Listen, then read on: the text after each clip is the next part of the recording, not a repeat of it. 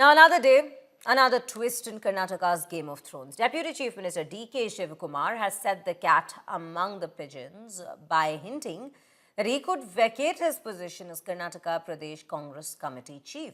D.K. Shivakumar, remember, who has been KPCC President since 2020, says he cannot be occupying the post permanently and that others should be getting an opportunity. However, in the same breath, Shivakumar has also hinted at a possible larger role within the party, claiming he would remain in the leadership, this amid the buzz of a cabinet reshuffle and a potential change in the chief minister's chair.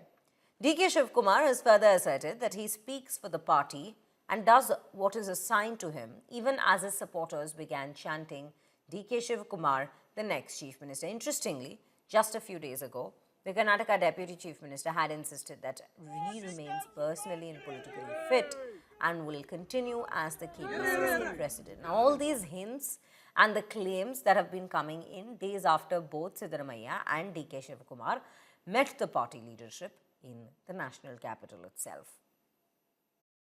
ನಾನಿರ್ತೀನೋ ಇಲ್ಲೋ ಅದು ಬೇರೆ ವಿಚಾರ, but 100 ಕಚೇರಿ ಯಾರು ನನ್ನ ಕಾಲದಲ್ಲಿ ಮಾಡಿ ಹೋಗ್ಬೇಕು ಅನ್ನೋ ದೃಷ್ಟಿಯಿಂದ ಎಲ್ಲ ಪರ್ಮನೆಂಟಾಗಿ ಒಂದು ನಿಮಿಷ ನಾವು ಪರ್ಮನೆಂಟಾಗಿ ಇರೋಕ್ಕೆ ಆಗಲ್ಲ.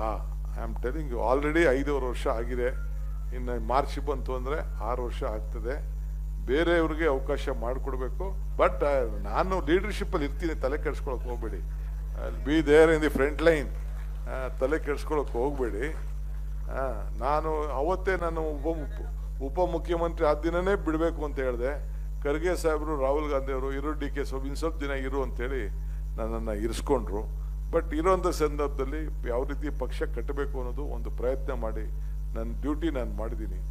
ಈಗ ಹಿಂದೆ ಪವರ್ ಮಿನಿಸ್ಟರ್ ಆಗಿದೆ, ಡಿಸಿಪ್ಲಿನ್ ನಾವು ಮೇಂಟೈನ್ ಮಾಡಬೇಕಾಗುತ್ತೆ. ಪಾರ್ಟಿಗೆ ಏನಾದ್ರು ಒಂದು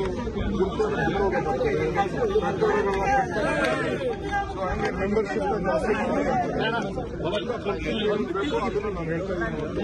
ಬೇರೆ ಒಳಗ ಪಕ್ಷ ಅಲ್ಲ. ಇಲ್ಲಿವರೆಗೂ ನನಗೆ ಗಾಂಧಿ ಕುಟುಂಬ ಮತ್ತು ಕಾಂಗ್ರೆಸ್ ಪಕ್ಷದ ಅಧ್ಯಕ್ಷರು ಕೆಲಸ ಮಾಡಿಕೊಂಡು